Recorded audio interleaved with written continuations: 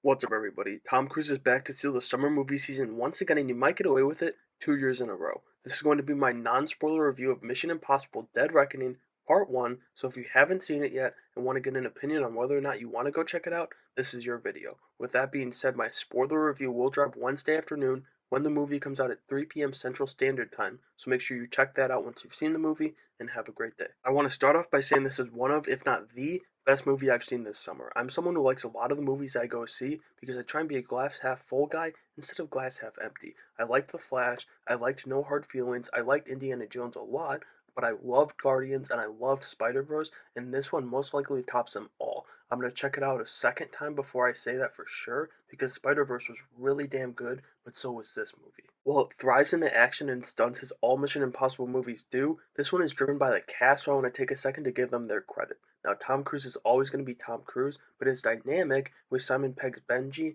and Ving Rhames' Luther is outstanding. The sequence between those three early on is not just hilarious, but thrilling too, and they continue to have that throughout the movie, especially Tom and Simon towards the end. But that isn't Tom's only good relationship in the movie, as Haley Atwell steps into the role of Grace and absolutely steals the show. She was the star of the movie in my opinion, and there's a sequence with her and Tom where they're handcuffed together, racing through the streets of Rome, and it's an all-time Mission Impossible sequence. The person chasing them during that sequence, for the most part Paris, portrayed by Pom Klementieff, is phenomenal. I know this is kind of off topic, but if she and James Gunn are really talking about a DC role for her, it better be for Mercy Graves, because just like Fast X was a great audition for Lobo for Jason Momoa, this was that for Pom in the role for Mercy. Then there's Shea Wiggum, who props himself up in the third act of the movie, and I was really happy to see that because I wanted to like him the whole movie, but just couldn't. And finally, she wasn't in much of the movie, but it was cool to see Indira Verma kind of returning to big franchises now, with Star Wars last year,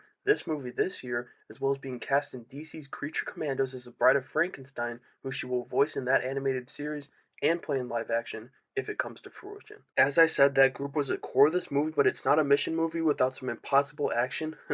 See that?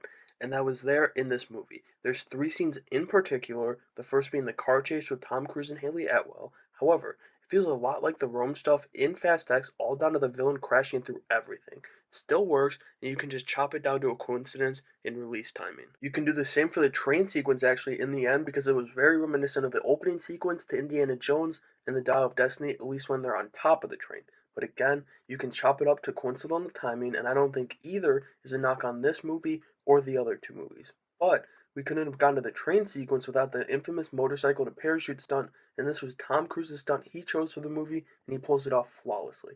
Not only that, but they also found a way to actually link it into the plot and not just have it there for shits and giggles, which was pretty cool. And so that's going to do it for my non-spoiler review of Mission Impossible 7, and as I said, make sure you check back either Wednesday afternoon or whenever you've seen the movie for my full spoiler review, where I dive deeper into this and more. I appreciate you checking out my partial review of Dead Reckoning, and I hope you enjoyed it and enjoy the movie if you go see it. If you did enjoy the video, I'd appreciate it if you subscribe to the channel and leave a like on your way out, as it really helps me out. And thank you once again for joining me today as I review this movie. And make sure you have a great day.